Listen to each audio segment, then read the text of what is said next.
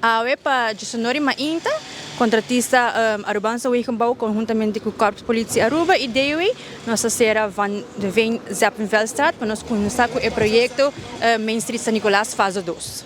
E dentro caso aqui, que que local da vai suceder na fase 2 aqui não?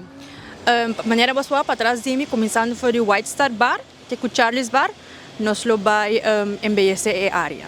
Só que encerrar com nós lo quita o asfalto completo e põe clinkers, põe langs parkeren e embellecer a área.